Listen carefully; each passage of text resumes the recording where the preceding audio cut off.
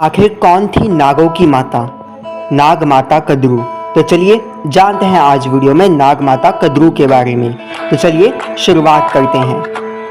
अगर कहानियों की शुरुआत करें तो प्रजापति दक्ष और देवी प्रसूति की पुत्री नाग माता कद्रू थी।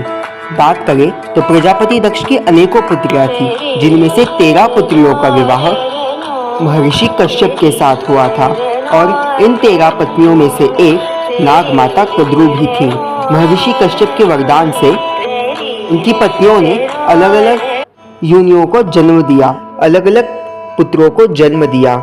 जैसे कि बात करें तो महर्षि कश्यप की एक पत्नी ने गायों को जन्म दिया, एक पत्नी ने अश्वों को जन्म दिया, एक पत्नी ने दैत्यों को जन्म दिया, एक पत्नी ने देवताओं को, तो एक पत्नी ने असुरों को जन्म दिया और एक पत्नी ने गरुड़ और अरुण को जन्म दिया।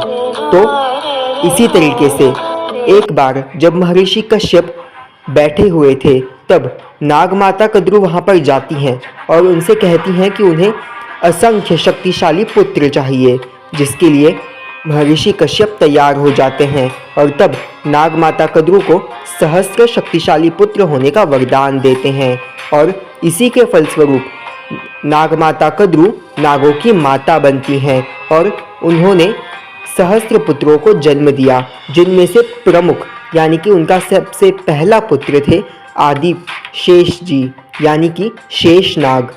अगर बात आती है माता कद्रू की कहानी की तो वहाँ पर महर्षि कश्यप की दूसरी पत्नी विनीता की भी बात आती ही है। उस तरफ जब कद्रू के पुत्रों के बारे में देवी विनीता को पता चलता है तब विनीता जी भी कहती हैं कि उन्हें भी 2 शक्तिशाली पुत्र चाहिए, जिसके बाद महर्षि कश्यप उन्हें भी वरदान देते हैं। वरदान स्वरूप देवी विनीता को 2 अंडे प्राप्त होते हैं, जिनमें से कई दिन बीत जाते हैं। उस तरफ नाग माता कद्रू के कई अंडे फूटने लगते हैं और एक एक कर बच्चे बाहर आने लगते हैं। पर इस तरफ नाग माता कद्रू की अगर बात करें तो नाग माता कद्रू सबसे पहले अपने पुत्र आदिशेष को जन्म देती हैं और तब आदिशेष के पश्चात वो अपने पुत्र वासुकी को जन्म देती हैं। ये वही नागराज वासुकी है जो कि समुद्र मंथन में मथनी के रूप में, इसी के रूप में सहायक थे और वही भगवान शिव के गले में विराजमान होते हैं। और नागमाता कद्रू के अन्य पुत्रों की बात की जाए तो उनमें कालिया, तक्षक और अन्य नाग आते हैं। नागमाता कद्रू जो कि अपनी बहन विनीता और उनके पुत्र गरुड़ से ईर्ष्या करती थी और के अन्य पुत्र जो कि अधर्म मार्ग पर थे।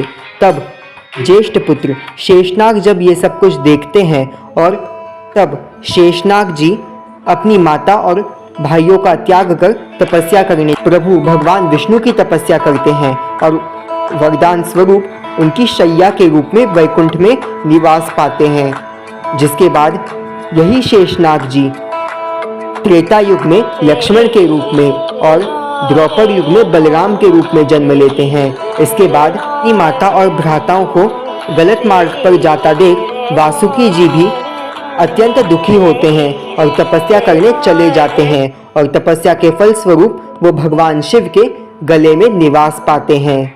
इस तरफ देवी विनीता के अंडे नहीं फूटते हैं। तब एक बार जिज्ञासावश देवी विनीता अपने एक अंडे को फोड़ देती हैं और तब जब वो अंडा फूटता है उसमें से अर्धविकसित बच्चा उत्पन्न होता है जो कि थे अरुण जी। अरुण जी देवी विनीता को श्राप देते हैं कि उन्हें अपनी बहन की दासी बन के रहना पड़ेगा और उनका दासत्व स्वीकार करना पड़ेगा। जिसके बाद अरुण वहाँ से चले जाते हैं और देवी विनीता पछतावा करने लगती हैं। इसके बाद अगर अरुण की कहानी की बात की जाए तो तपस्या के फल स्वरूप अरुण को सूर्यदेव के रथ के सारथी के रूप में देखा जाता है।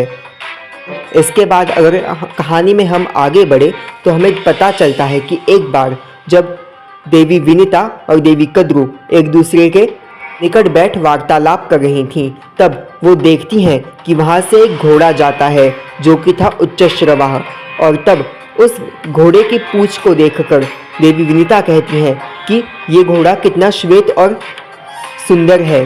तब देवी कद्रू कहती है कि हाँ, ये घोड़ा कितना सुंदर है, पर फिर भी उसकी पूंछ काली है। तब देवी विनीता कहती हैं कि इस घोड़े की पूंछ तो सफ़ेद है, काली नहीं।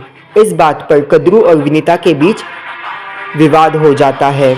उस तरफ देवी विनीता और कद्रू फिर एक दूसरे से शर्त लगाती हैं कि दूसरे दिन जब वो घोड़ा यानी कि उच्च श्रवा वहाँ पर फिर आएगा, तब वो देखेंगी कि उसकी पूंछ काली है या सफ़ेद। और इसी बात पर दोनों बहनों में शर्त लग जाती है, जिसके बाद देवी कद्रू, जो कि जानती थी उस घोड़े की पूंछ सफ़ेद है और वो कल शर्त हार जाएंगी, इसीलिए वो अपने बच्चों के पास जाती है। देवी कद्रू के हृदय में पहले से ही देवी विनीता के लिए ईर्ष्या व थोड़ी सी जलन थी, जिसके कारण वो अपने बच्चों के पास जाती हैं और तब वो अपने सहस्त्र नाग बच्चों से कहती हैं चश्रवा की पूंछ पर लिपट जाना, जिसकी वजह से उसकी पूंछ काली प्रतीत होगी। तब उनके सभी नाग बच्चे इस बात से इनकार कर देते हैं कि वो ये अधर्म और इस गलत मार्ग में उनका साथ नहीं देंगे। तब क्रोध में आकर देवी कद्रू अपने ही पुत्रों को श्राप देती हैं कि कलयुग से पूर्व जब राजा परीक्षित के पुत्र और पांडवों के आखिरी वंशज राजा जनविजय जब सर्प यज्ञ करेंगे, तब उस यज्ञ की आहुति में उनके सभी साप पुत्र भस्म हो जाएंगे और सभी को उस यज्ञ में जलना पड़ेगा। जिसके बाद सभी नागपुत्र इस बात से डरकर अपनी माता को क्षमा याचना करते हैं और तब नाग माता कद्रू को भी समझ में आ जाता है कि उन्होंने क्रोधवश अत्यंत कठोर और गलत श्राप अपने पुत्रों को ही दे दिया है। जिसके बाद नाग माता कद्रू की बात मानकर सभी सांप उच्च श्रवा की पूंछ पर लिपट जाते हैं, जिसकी वजह से देवी कद्रू देवी विनीता से शर्त जीत जाती हैं और देवी कद्रू देवी विनीता को अपनी दासी बना लेती हैं। के बाद देवी विनीता के पुत्र गरुड़ का जन्म होता है और गरुड़ को जब ये बात पता चलती है कि उनकी माता विनीता उनकी दूसरी माता कद्रू की दासी हैं, तब वो अपनी माता के पीड़ा का अंत करने के लिए देवी कद्रू के पास जाते हैं और उनसे कहते हैं कि आपको क्या चाहिए जिससे मैं अपनी माता को दासत्व से मुक्त कर पाऊँ। जिसके बाद देवी कद्रू कहती हैं कि उन्हें उनके पुत्रों के लिए अमृत चाहिए। जिसके बाद वो देवी विनीता को उनके दासत्व से मुक्त कर देंगी।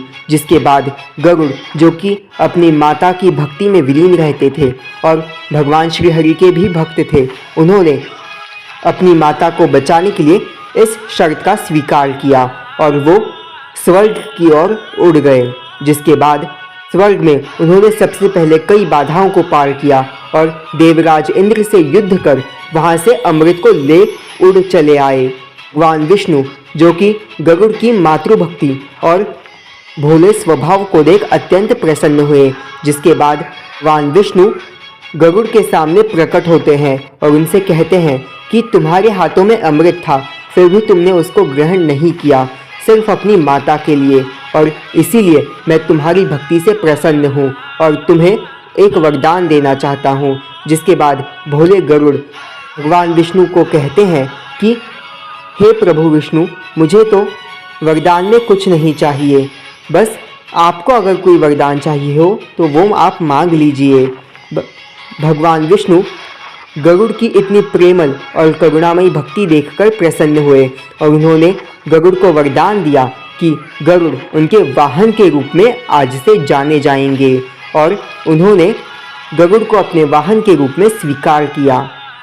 के बाद भगवान विष्णु ने और देवराज इंद्र ने गरुड़ को समझाया कि नाग अमृत प्राप्त नहीं कर सकते और इसीलिए राज इंद्र ने गरुड़ को सुझाव दिया कि आप जाकर अमृत उन्हें दे दीजिए, पर उनसे कहिए कि नहाने के पश्चात ही अमृत को हाथ लगाए। और जिसके बाद गरुड़ वहां पर जाते हैं और देवी कद्रू और उनके नाग भ्राताओं से कहते हैं कि आप स्नान के पश्चात ही अमृत को ग्रहण कीजिएगा। जिसके बाद गरुड़ एक कुशा के बने आसन के ऊपर अमृत को रख देते हैं। जिसके बाद अमृत के लिए लालायित सभी नाग एक साथ अमृत के ऊपर टूट पड़ते हैं और इसी की वजह से ये नागों की जीभा 2 भाग में कट जाती है और ये देख उनकी माता कद्रू उनसे कहती है कि स्नान करने के पश्चात ही तुम अमृत ग्रहण करो। जिसके बाद सभी नाग वहाँ पर स्नान करने चले जाते हैं और इस तरफ देवराज इंद्र वहाँ पर आते हैं और अमृत को चुपकर से लेकर चले जाते हैं। उस तरफ देवी कद्रू ना चाहते हुए भी विनीता को अब दासत्व से मुक्त करना ही पड़ता है।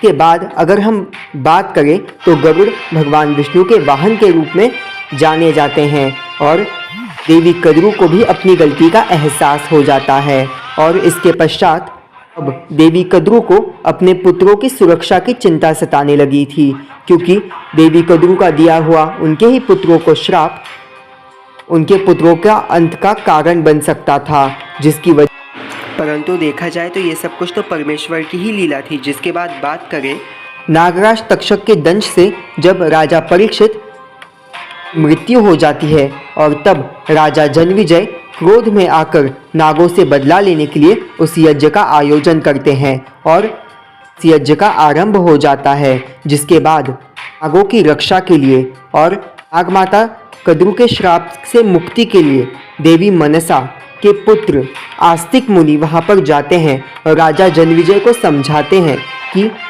ये सब जो उन्होंने किया है ये गलत है और ये सब तो स्वयं श्री कृष्ण की ही लीला है। आस्तिक मुनि की बात मानकर राजा जन्मेजय उस यज्ञ को रोक देते हैं। जिसके बाद सभी नाग आस्तिक मुनि से प्रसन्न होकर उन्हें ये वरदान देते हैं कि बच जाएगा।